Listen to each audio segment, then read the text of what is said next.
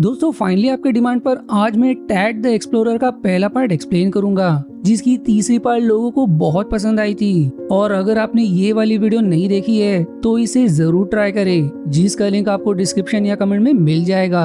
वहीं इस पार्ट की कहानी मुझे और भी पसंद आई, क्योंकि यहाँ पर टैट the lost city of gold की खोज में निकल पड़ता है। लेकिन इस बार वो और भी बड़ी खोज करता है, जो अनगिनत शक्ति प्रदान करती है, जिसकी एक एंशिएंट गार्डियन रक्षा करता है। पर इस खजाने तक पहुंचने के लिए उसे कई दिमाग घुमा देने वाले पहलुओं को सुलझाना पड़ेगा और गार्डियन से भी लड़ना होगा। तो आखिर क्या है इस स्टैचू का राज, जानने के लिए वीडियो के अंत तक बने रहे। मूवी की शुरुआत एक हेलीकॉप्टर से होती है, जो कुछ एंशिएंट पिरामिड्स की खोज करते हैं। पर बाद में हमें समझ आता है कि ये बस यंग टैड का एक इमेजिनेशन है। दरअसल टैड का बचपन से आर्कियोलॉजिस्ट बनने का सपना है। जीसी के शौक में उसने कई छोटे मोटे किताबें और आर्टिफैक्ट्स की खोज की है, जिन्हें वो अपने घर के छोटे म्यूजियम में सजा कर रखता है। टैड का एक बेस्ट फ्रेंड भी है, जिसका नाम जेफ है, जो एक कुत्ता है, जो टैड का हर एडवेंचर में साथ देता है, फिर चाहे वो टैड की इमेजिनेशन का पार्टी क्यों ना हो। पर तंगी के कारण वो आर्कियोलॉजिस्ट की स्टडी नहीं कर सका और एक कंस्ट्रक्शन वर्कर बनकर रह गया। पर फिर एक दिन वो एक एंशिएंट आर्टिफैक्ट की खोज करता है, जिसकी खोज में वो खौलते लावा में डूबकर मरने ही वाला था। लेकिन तभी उसका गुस्सैल बॉस उसे इमेजिनेशन से बाहर निकालता है। दरअसल यहाँ भी टैड इमेजिन ही कर रहा था, जो रियलिटी में कंस्ट्रक्शन साइट पर था, जहाँ खुदाई के दौरान उसे बस एक पुरानी बोतल मिली। लेकिन इस बार उसने सच में एक खास चीज खोज निकाली, जिसके अंदर एक एंशिएंट मैप है, जिसे वो तुरंत अपनी आइडल प्रोफेसर हम्बर्ट को दिखाता है, जो एक रिनाउंड आर्कियोलॉजिस्ट है, जो टैड के एक आर्कियोलॉजिस्ट बनने के सपने को सपोर्ट करते हैं। पर प्रोफेसर को लगता है कि उसने बस एक पुराना लिमिटेड एडिशन बॉटल पाया, इसलिए वो उसे इग्नोर कर देते। तभी प्रोफेसर हम्बर्ट के लिए प्रोफेसर लैवरो से एक लेटर आता है कि उन्होंने द लॉस्ट सिटी ऑफ पाइथी खोज निकाला और वो चाहते हैं कि प्रोफेसर हम्बर्ट इसमें उसका साथ दे। दरअसल प्रोफेसर हम्बर्ट खुद 30 साल से एक mythical the lost city of पाइथी के बारे में स्टडी कर रहे हैं, जो कहा जाता है कि पूरे के पूरे सोने का बना है। जिसी से संबंधित उन्होंने एंशिएंट टेक्स्ट, नक्शा और क्लूज की मदद से पाइथी के लोकेशन तक ले जाने वाला एक एंशिएंट की ढूंढ निकाला। पर ये की आदि है, जीसी का दूसरा हिस्सा प्रोफेसर लावरोव ने खोज निकाला, यानी कि द लॉस्ट सिटी ऑफ पाइथी सच में एग्जिस्ट करता है। पर प्रोफेसर हम्बर्ट को पता चलता है कि प्रोफेसर लावरोव ने उनकी फ्लाइट आज ही बुक की है, जो कुछ ही देर में निकलने वाली है। इसलिए टैड उन्हें जल्द से जल्द एयरपोर्ट पहुंचाने का तय करता है, जहां सफर के दौरान प्रोफेसर हम्बर्ट उससे द लॉस्ट सिटी ऑफ पाइथी के बारे में डिटेल शेयर करते हैं कि कैसे लेजेंड्स के अनुसार 5 साल पहले राजा एकेस को पता चला कि स्पेनियर्ड्स उनके बेशकीमती खजाने को लूटना चाहते हैं। इसलिए फिर उन्होंने मदर नेचर को मदद के लिए पुकारा। मदर नेचर ने उन्हें अपना सारा खजाना एक गुप्त जगह कॉल्ड पाइथी में छिपाने के लिए कहा, जिसकी रक्षा करने के लिए उन्होंने इनका को द गोल्डन स्टैचू दिया, जिसमें मैजिकल पावर्स थे, और जो भी उसकी रक्षा करेगा उसे अमरता की शक्ति मिलेगी। इसलिए माना जाता है कि 500 साल बाद भी आज भी इनकास राज्य के लोग जिंदा है, जो द लॉस्ट सिटी ऑफ पाइथी में रहते हैं। दोनों अब बिना समय गवाए सही समय पर एयरपोर्ट पहुंच जाते हैं। पर एक दुर्भाग्य घटना के कारण प्रोफेसर हम्बर्ट ट्रैवल के लिए योग्य नहीं रहते। तब टैड को लगता है कि यही साइन है कि ये खोज उसके नसीब में लिखी है, अपना पहला बड़ा खोज करने के लिए। वहीं टैड के कपड़े बिल्कुल एक आर्कियोलॉजिस्ट जैसे थे, जिसी का फायदा उठाकर वो प्रोफेसर हम्बर्ट की की लेकर सीधे साउथ अमेरिका पहुंच जाता है। वहां पहुंचते टैड की एक गूफी सेल्समैन फ्रेडी और प्रोफेसर लावरोव की असिस्टेंट एक खूबसूरत आर्कियोलॉजिस्ट नेम सैरा से होती है। पर एक मिनट, मैंने तो पार्टी में कहा था कि वो टैड की बेटी है। मैं इसके लिए माफी कहना चाहूंगा, क्योंकि ये भयंकर गलती मेरे साइड से हुई, क्योंकि पार्ट 3 की स्क्रिप्ट मैंने किसी और से लिखवाई थी और बिना मूवी देखे मैंने वीडियो बना दी। पर इस मूवी की स्क्रिप्ट मैंने खुद बनाई है। तो अब अगर हम चले मूवी की तरफ, तो सैरा खुद पाइथी की खोज में इंटरेस्टेड है, क्योंकि उसके पिता प्रोफेसर लैवरोव ने अपनी जिंदगी उस सिटी को ढूंढने में लगा दी और सैरा अपने पिता के कदमों पर चलना चाहती है। वहीं टैड को सैरा से पहली नजर में प्यार हो जाता है। पर जब दोनों प्रोफेसर लैवरोव के ऑफिस पहुंचते हैं, तब उन्हें पता चलता है कि एक ईवल ऑर्गेनाइजेशन के लोगों ने की के खोज में प्रोफेसर लैवरोव का ऑफिस तहस नहस कर दिया। दरअसल इस इविल ऑर्गेनाइजेशन का लीडर नेम कोपोनेन एक रूथलेस इंसान है जो खुद भी पाइथिटी के खजाने की तलाश में है, जो उसे पाने के लिए किसी भी हद तक जा सकता है। वहीं प्रोफेसर लावरा ने सैरा के लिए घर छोड़कर चले गए थे कि वो पाइथिटी की तलाश में इस वक्त माचू पिचू में है, जो सैरा के पास की का दूसरा हिस्सा भी छोड़ जाते ताकि वो गलत हाथों में ना लगे। इसलिए वो दोनों भी, वहीं जेप उसका कुत्ता और प्रोफेसर का चालाक तोता बेल्जोनी और फ्रेडी भी कुछ कमाई के लालच में माचू पिचू के लिए निकल पड़ते। लेकिन लंबा सफर करने के बाद जब दोनों भी माचू पिचू पहुंचते तब उन्हें पता चलता है कि खजाने की तलाश में कोपोनन ने उन्हें अगवा कर लिया। पर लकीली सैरा एक तस्वीर की मदद से पता कर लेती है कि कोपोनन ने उन्हें द नेस्केंड डेजर्ट ले गया होगा, जहां माना जाता है कि पाइथिटी तक पहुंचने का नक्शा मौजूद है। पर उन्हें ये खबर नहीं होती कि कोपोनन के लोग हमेशा से उन पर नजर बनाए थे, जो बाद में उनसे वो की छीनने के लिए उनके पीछे पड़ जाते हैं। और आखिर में लंबी कैट एंड माउस चेस के बाद वो सभी उनके हत्थे चढ़ जाते। कोपोनन के लोग अब उन्हें एक टेम्पल में लेकर आते जहाँ पर एक रहस्यमय दीवार है जिसी की मदद से द सिटी ऑफ पाइथिटी का नक्शा पाया जा सकता है। और यहीं पर कोपोनन के लोगों ने सैरा के पिता को कैद करके रखा था, जहाँ उनकी मुलाकात प्रसिद्ध आर्कियोलॉजिस्ट मैक्स से भी होती है, जिसे अपने कई खोज के लिए कई बार द बेस्ट आर्कियोलॉजिस्ट के सम्मान से सम्मानित किया गया, जिसका टैड बहुत बड़ा फैन भी है। पर टैड का दिल तब टूट जाता है जब उसे पता चलता है कि वो सैरा का बॉयफ्रेंड है। वहीं मैक्स को भी यहाँ बंदी बनाकर रखा गया है। कोपोनन अब टैड और सैरा का की जोड़कर उसी दीवार पर रख देता है, जिससे वो दीवार एक सीक्रेट कॉम्बिनेशन में जुड़ते हुए एक इंस्क्रिप्शन बनाती है, जिसी को मजबूरी में प्रोफेसर लावरोव डिसाइफर करते हैं कि ये एक क्लू है जिसकी मदद से पाइथिटी पहुंचा जा सकता है।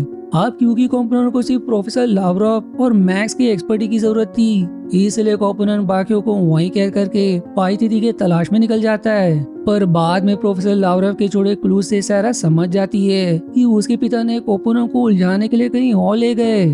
असली नक्शा तो इस दीवार के पीछे है, जो दीवार नहीं बल्कि एक दरवाजा है, जिसे मुश्किल से खिसकाने पर उन्हें फाइनली पाइथिटी का नक्शा मिल जाता है। सैरा अब तुरंत नक्शे के कोऑर्डिनेट्स को डिकोड करने में लग जाती है, लेकिन लालची फ्रेडी के कारण एक ट्रैप ट्रिगर हो जाता है, जिससे पूरा का पूरा मंदिर धंसने लगता है। पर भाग्य से सभी सही सलामत समय रहते मंदिर से बाहर आ जाते हैं और सैरा ने भी उस नक्शे को सुलझा लिया था, जो एक जंगल की तरफ इशारा करता है। इसलिए फिर तीनों भी अपने पेट साथियों के साथ उस जंगल की तरफ निकल जाते हैं। अब लंबी खोज करते करते आखिर में जाकर उन्हें पाइथिटी के लिए रास्ता मिल जाता है, जहाँ उन्हें एक एंशिएंट स्टोन दिखाई देता है जिसके नीचे पूरी दुनिया बसी है। टैड अब गहराई नापने के लिए एक हुक नीचे भेजता है, लेकिन सतह को टच करने से पहले ही पाइथिटी का गार्डन उसे खींच लेता है। वहीं कोपोनन समझ जाता है कि प्रोफेसर लावरोव उन्हें जानबूझकर गलत जगह खुदाई करवा रहा है। उसी दौरान हमें समझ आता है कि मैक्स भी कोपोनन के साथ मिला हुआ है, क्योंकि वो एक पाखंडी आर्कियोलॉजिस्ट है जो दूसरों की खोज को अपना बताकर प्रसिद्ध हुआ। पर अब प्रोफेसर लावरोव की चाल का कोपोनन को समझ आ जाता है, जिससे फिर जबरन वो सैरा और टैड तक पहुंच ही जाता है। वो अब अपने साथियों को टेड और फ्रेडी के साथ छोड़कर बाकी सभी द सिटी ऑफ पाइथिटी में कदम रखते हैं, जो दिखने में बहुत ही भव्य होता है। पर खजाने तक पहुंचने के लिए उन्हें कोई एक रास्ता चुनना होगा। यहाँ प्रोफेसर लावरोव इंकास के सिंबल की मदद से समझ जाते हैं कि लेफ्ट का ही रास्ता सही है, इसलिए सभी वहीं प्रवेश करते हैं और कुछ दूर अंदर जाने के बाद वो लोग पाइथिटी के प्रवेश द्वार तक पहुंच जाते हैं। वहीं टैड इतनी बड़ी खोज से दूर कैसे रह सकता था, इसलिए वो कोपोनन के गार्ड्स को ठिकाने लगाकर खुद भी द सिटी ऑफ पाइथिटी में उतर जाता है, लेकिन वो लेफ्ट छोड़कर राइट का रास्ता चुनता है। उसकी खोज अब उसे एक नई दुनिया में ले जाती है, जहाँ कई मैजेस्टिक टेम्पल्स, अद्भुत कार्विंग्स और एक विशाल स्टैचू होता है। लेकिन वही गार्डियन टैड पर नजर बनाए रखा था और अब जाकर इस गार्डियन का सीक्रेट रिवील होता है। दरअसल वो कोई और नहीं बल्कि जिस मम्मी को हमने पार्ट 3 में देखा था, ये वही है, क्योंकि इसी पार्ट में टैड इस मम्मी की खोज करता है और यही मम्मी पाइथिटी का गार्डियन है। यहाँ टैड को अब डराकर वो भगाने की कोशिश करता है, पर वो खुद भी डरकर अपने सीक्रेट चेंबर में लौट जाता है और अंत में टैड भागते हुए सैरा को खोज निकालता है। अब क्योंकि मैक्स ने कोपोनन के साथियों को टैड को रास्ता से हटाने के लिए इशारा किया था, इससे टैड भी समझ गया था कि वो कोपोनन से मिला हुआ है, इसलिए वो उसका भांडा सैरा के सामने खोल देता है। इसलिए फिर सारा मैक्स से ब्रेकअप कर लेती है। पर मैक्स के लिए उसकी खोज सबसे जरूरी थी, इसलिए वो अब अपना असली रूप दिखाते हुए उन्हें बंदूक की नोक पर लिए पाइथेटी के चेम्बर में प्रवेश कर जाता है।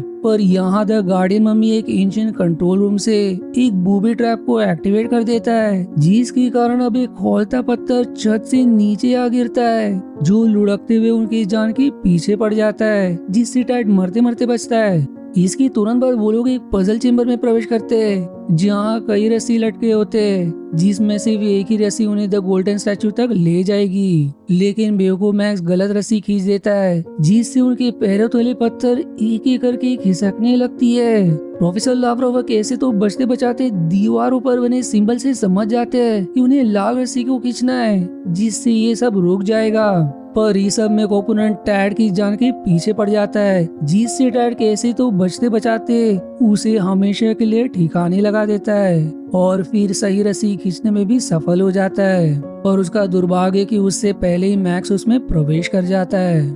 फाइनली अब 500 साल से खोया द गोल्डन स्टैचू मैक्स के सामने होता है। वो अब उसके प्रोटेक्टिव शील्ड को तोड़कर उसे हासिल करने की कोशिश करता है, लेकिन तभी मम्मी एक जायंट गार्डियन को जगाकर उसे सुपरनैचुरली कंट्रोल करते हुए मैक्स को सबक सिखाने पड़ता है। पर मैक्स समझ जाता है कि मम्मी उस वॉरियर को कुछ मैजिकल स्टोन से कंट्रोल कर रहा है, इसलिए फिर कपटी मैक्स माफी मांगने का झूठा नाटक करके मम्मी के दयालुपन का फायदा उठाता है। जीसी मौके का फायदा उठाकर वो उससे मैजिकल स्टोन छीनकर वॉरियर को अपने कंट्रोल में कर लेता है और मम्मी को दूर ढकल देता है। पर इससे पहले कि गोल्डन स्टैचू मैक्स के हाथ लगता, वहाँ टैड पहुंच जाता है, जो सबसे पहले मम्मी को बचाता है, जिसकी बाद फिर काफी देर तक मैक्स और टैड के बीच लंबी लड़ाई छिड़ती है। पर आखिरकार टैड अपने ग्रैपलिंग हुक की मदद से मैक्स से वॉरियर का कंट्रोल छीन लेता है और वो वॉरियर भी फिसलने के कारण खाई में गिर जाता है। पर इतना कुछ करने के बाद भी द गोल्डन स्टैचू मैक्स के ही हाथ लगती है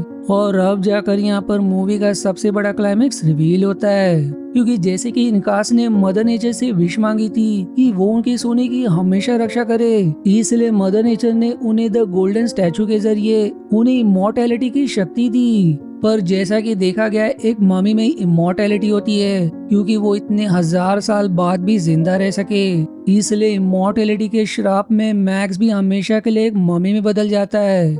पर यहाँ ये कम नहीं था कि इसके तुरंत बाद ओरिजिनल मम्मी अपने सोने से बना राज्य द सिटी ऑफ पाइथेटी का सीक्रेट दरवाजा खोलता है, जहाँ पर इनकास के गार्ड आज भी मम्मी के रूप में जिंदा होते हैं, जो सजा के तौर पर मैक्स को अपने राज्य में हमेशा के लिए कैद कर देते हैं। वहीं सिंस बाकी सभी का इरादा सिर्फ खोज का था, इसलिए मम्मी उनके नेक इरादे के चलते उनसे एक वादा लेते हैं कि वो कुछ भी करके किसी को भी इसके बारे में नहीं बताएंगे, जिसे मानने पर वो आखिर में उन्हें छोड़ देता है और फिर वो द गोल्डन स्टैचू को अपने ओरिजिनल जगह पर रखकर आखिर में खुद अपने गुप्त द सिटी ऑफ पाइथेटी शहर में लौट जाता है। अब इससे होता ये कि टैड, जिसका बचपन से सपना था कुछ बड़ा खोज करके दुनिया को दिखाने का, वो कभी इस खोज के बारे में किसी से बात नहीं कर सकता। पर उसे इसकी परवाह नहीं होती, क्योंकि उसने एटलीस्ट एक सच में बड़ी खोज की और इसी में उसे एक अच्छी पार्टनर भी मिल गई, जिसी के साथ ये मूवी यहीं समाप्त हो जाती है।